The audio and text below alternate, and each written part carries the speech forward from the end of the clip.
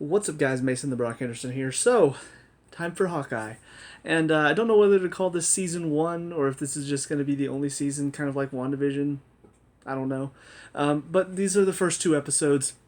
Kind of wanted to do a single episode review for each, but that didn't end up happening. I watched both of them at the same time, so it's kind of where I am. But yeah, this is the first episode, Never Meet Your Heroes, and then the second one, Hide and Seek. And it's a good start, but kind of a personal fun note for me is this is a project that I actually worked on quite a lot. For Loki, I only worked background actor on it for like 4 days. Hawkeye, I worked a lot on this set. I worked about 10 to 15 days as a background, and then actually I was a stand-in on it for about 4 or 5 days near the end of production. If you don't know what a stand-in is somebody that when the cameras aren't rolling, they have somebody take the place. They try to match, body type and height and all of that, but they mainly just want to get good camera angle and good lighting while the actor is getting prepped for the scene. Hair, makeup, also prepping character. Sometimes it's also a case of they have one camera here filming while they're setting up the other camera over here, so they need the stand-in for that as well. So yeah, I worked a lot on this set, and it was a lot of fun. Very fun crew. The cast was awesome as well. It was a good experience. Because I've worked a lot as a background, but working on a Marvel set was just kind of like a fun note for me of like, oh, I see this stuff and I'm going to see it when I watch it, because I don't typically work on sets that I know I'm going to watch later. But this is obviously a case that I knew I was going to watch it. So, and also random fun little fact, but one of the days, in fact, the last day that I worked, I was kind of a utility. So standing in for just a bunch of people wherever they needed me to. And Haley Steinfeld's stand-in was working a different scene at the moment. So then they asked me to step in and obviously, have such a good figure and match Haley Steinfeld perfectly. So yeah, I don't know if that's a brag or if that's embarrassing. But anyways, yeah, so a lot of fun. I did see myself in the first episode, didn't in the second, but it's nice to see how all the scenes are happening. And I do have a little bit more information on what's going to happen for this show than I did for Loki. For Loki, it was like a couple scenes that I vaguely remembered. Hawkeye, there are definitely some things that I knew was going to happen. Like, I knew about the marriage proposal between Kate's mom and Jack, because I was a part of that scene. So there are definitely going to be some moments where I'm going to do my best not to think about what's to come and just sort of focus on the story and the elements and all of that. And I'll do my best to avoid talking any knowledge that I might have of future events in the show. But yeah, as far as these first two episodes, first of all, spoilers. If you haven't seen it, don't watch this because I'm going to talk spoilers. But yeah, very good setup for this. In all of the talk of the multiverse and all of that, I was curious to see what's this going to be. Because, yeah, I mean, it is a bit of a smaller scale type of event. You've got, Kate Bishop, huge Hawkeye fan, and then she ends up going to this place where her possible future father-in-law and his uncle are bidding at some black market auction, and the Ronin sword and the Ronin suit is there, and also some watch that was from Avengers Tower. I don't know exactly what that is, because we saw it for like a second, so we don't know what this tracksuit mafia are looking for with this watch. But of course she ends up putting on the Ronin suit to fight these guys to mask her identity. And then that, of course, leads to Hawkeye sees her in the Ronin suit, and that's kind of what kicks off this whole adventure, is he's trying to get that suit back while also dealing with these people that are now hunting down Kate Bishop because they know who she is, and they saw her in the Ronin suit. So yeah, very, very fun setup and a fun adventure so far. A lot of different moving pieces. It's kind of set up with a little bit of mystery. We see... why have I already forgotten his name? Jack's uncle, Armand. Yes, Armand the Third. He gets killed in this. Was it the first episode? Yeah, killed in the first episode, stabbed in the back. What's kind of interesting is they're really setting it up to seem like Jack is the killer.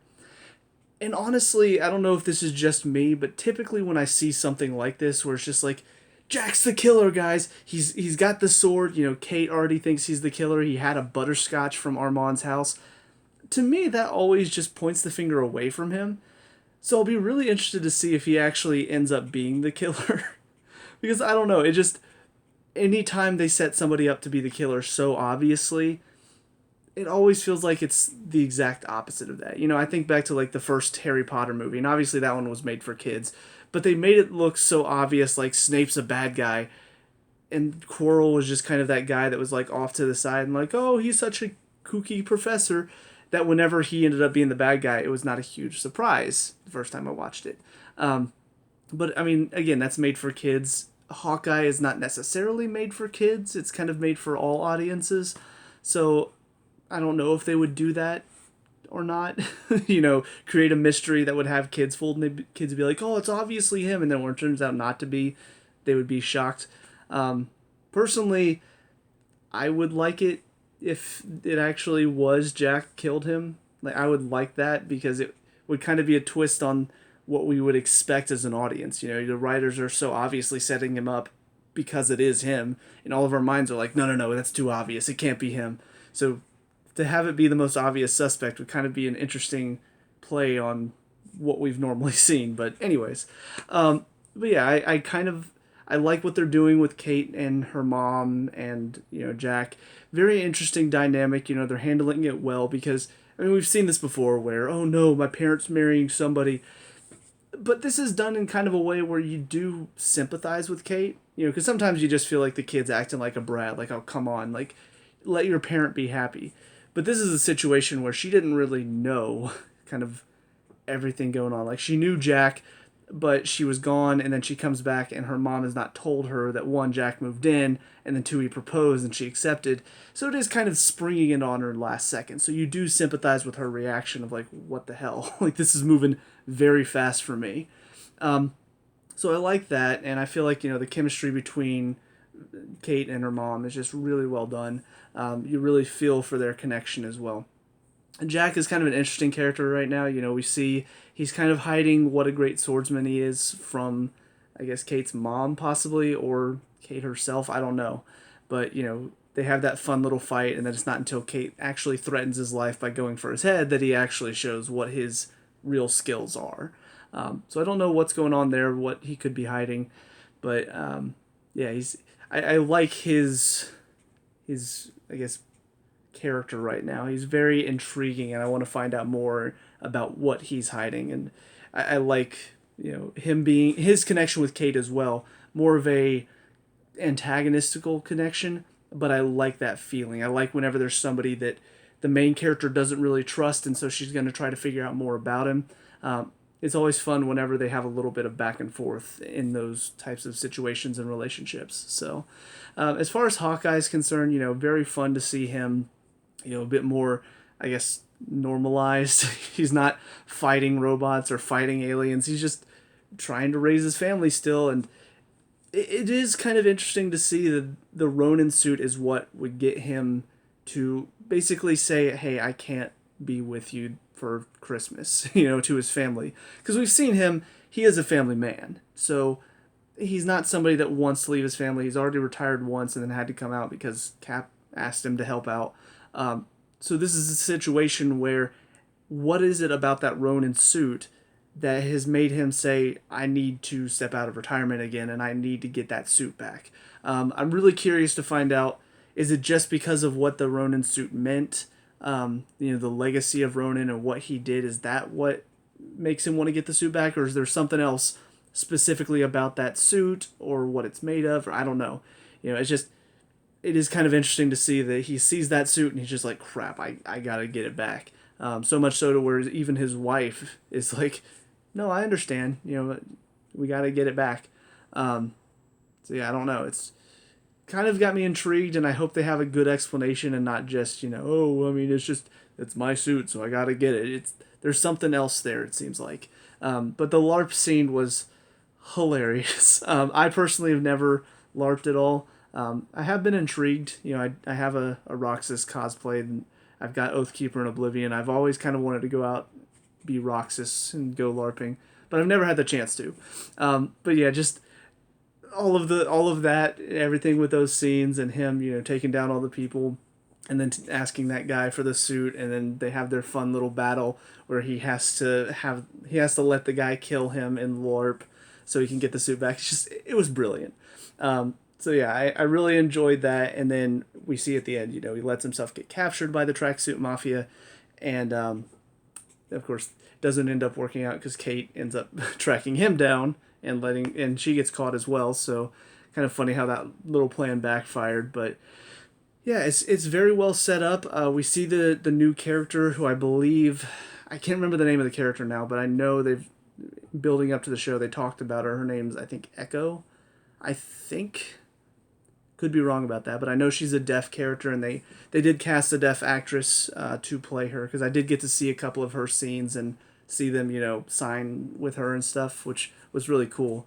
But yeah, so I'm curious to see what her deal with the Tracksuit Mafia is, why she wants Kate Bishop, why she wants the Ronin suit, all of this.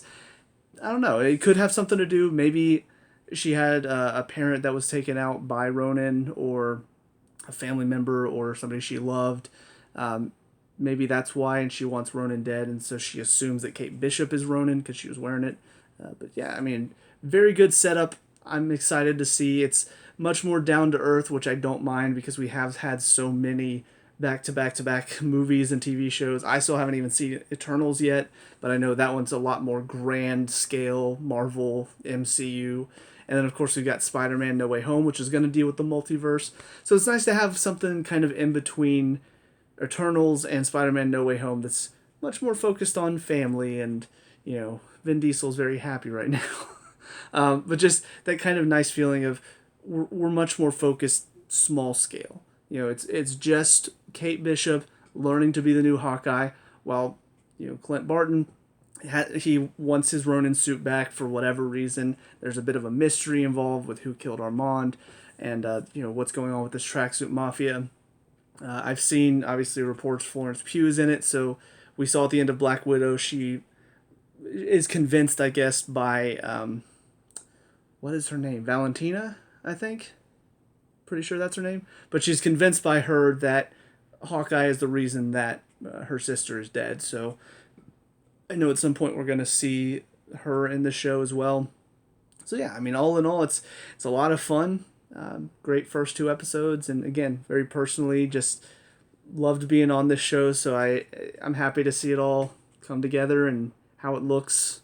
It looks great. So that's it for me, though, so let me know what you guys think down in the comment section below. What were your thoughts on these first 2 episodes? Let me know. We can talk about and discuss all that good stuff. Leave a like and subscribe for future Hawkeye reviews, and I'll see you guys in the next one. Peace out.